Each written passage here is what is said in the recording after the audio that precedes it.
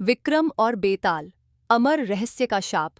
गहन रात का सन्नाटा, चंद्रमा की हल्की रोशनी और घने जंगल के बीच से गुजरती एक पगडंडी। इस सुनसान माहौल में केवल हवा की हल्की सरसराहट और कभी-कभी दूर से आने वाली उल्लू की आवाजें सुनाई दे रही थीं। लेकिन इन सबके बीच एक राजसी छवि जंगल के घने पेड़ों के बीच से होकर गुजर रही थी। यह कोई और नहीं, बल्कि सम्राट विक्रमादित्य थे। उनके कदमों में कोई डर नहीं था, बल्कि एक दृढ़ संकल्प था।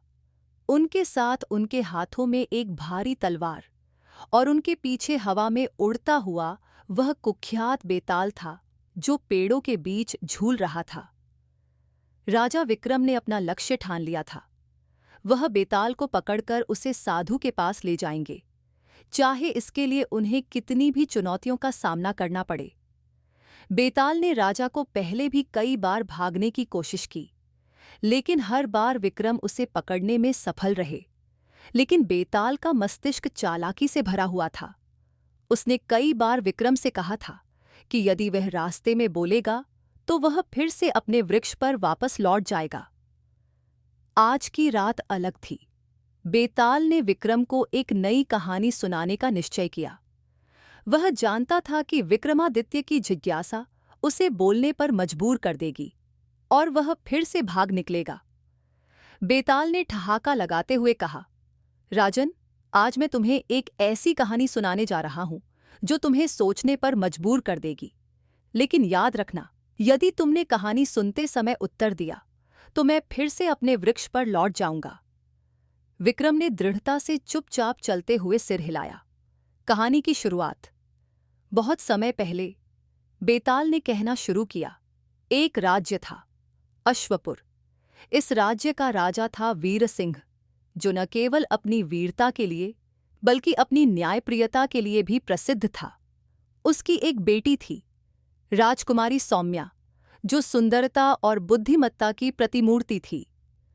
राजकुमारी सौम्या से विवाह करने के लिए कई राजकुमारों और योद्धाओं ने अपने नाम भेजे थे, परंतु राजा वीर सिंह ने यह घोषणा की थी कि उसकी बेटी का विवाह केवल उसी से होगा जो 3 विशेष चुनौतियों को पूरा करेगा। यह 3 चुनौतियां ऐसी थीं जिनसे न केवल ताकत का बल्कि बुद्धि और धैर्य का भी परीक्षण होता था। राजकुमारी सौम्या के विवाह की खबर चारों ओर फैल गई। दूर दूर से कई वीर योद्धा और राजकुमार अश्वपुर पहुंचे, लेकिन कोई भी तीनों चुनौतियों को पूरा नहीं कर पाया। इसी बीच राज्य के एक छोटे से गांव में रहने वाला एक साधारण युवक, जिसका नाम था अर्जुन, अपनी बहन के साथ शांतिपूर्ण जीवन जीता था। अर्जुन गरीब था, लेकिन उसकी बुद्धि और साहस अद्वितीय थे। उसकी बहन मीरा उसे हमेशा कहती थी, तुम्हें राजा वीर सिंह की चुनौती में हिस्सा लेना चाहिए।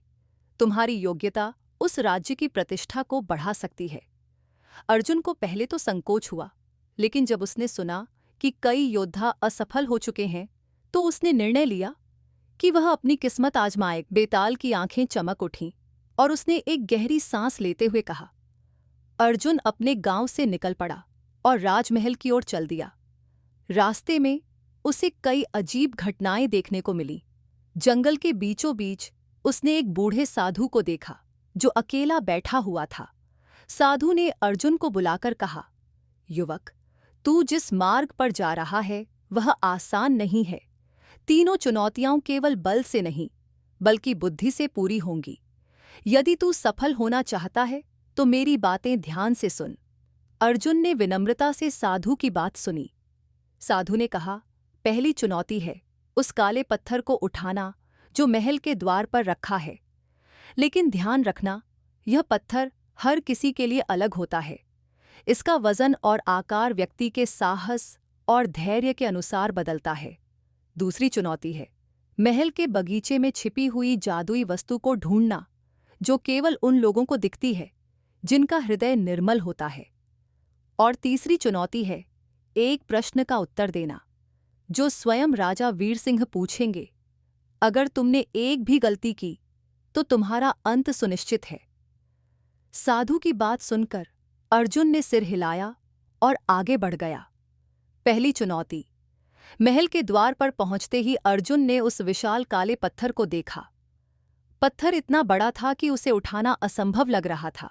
लेकिन अर्जुन को साधु की बात याद आई। यह पत्थर उसके साहस और धैर्य के अनुसार आकार लेगा। उसने अपनी आंखें बंद की, गहरी सांस ली और पत्थर की ओर बढ़ा। जैसे ही उसने पत्थर को छुआ, पत्थर का आकार बदलने लगा और छोटा होता गया। कुछ ही क्षणों में वह पत्थर हल्का हो गया और अर्जुन ने उसे आसानी से उठा लिया। पहली चुनौती पूरी हो चुकी थी। विक्रम अब बेताल की कहानी में पूरी तरह डूब चुका था, लेकिन उसने अपनी जुबान को काबू में रखा। बेताल ने एक शरारती हंसी हंसी, यह जानकर कि विक्रम की जिज्ञासा चरम पर थी। दूसरी चुनौती, महल के बगीचे में प्रवेश करते ही अर्जुन को जादुई वस्तु ढूंढनी थी। बगीचा बहुत विशाल था और वहां असंख्य पेड़ पौधे थे। हर पेड़, हर झाड़ी एक जैसा दिख रहा था। अर्जुन ने चारों ओर देखा, पर कुछ भी असामान्य नहीं लगा। लेकिन तभी उसे साधु की बात याद आई। वह वस्तु केवल उन्हीं को दिखेगी जिनका हृदय निर्मल है। अर्जुन ने अपनी आंखें बंद कीं और अपने भीतर की शांति को महसूस किया। धीरे धीरे उसे एक पेड़ के नीचे हल्की सी चमक दिखाई दी। वह पेड़ की ओर बढ़ा और उसने उस चमकती हुई वस्तु को उठा लिया। यह एक जादुई मणि थी जो केवल सच्चे हृदय वालों को ही दिखाई देती थी।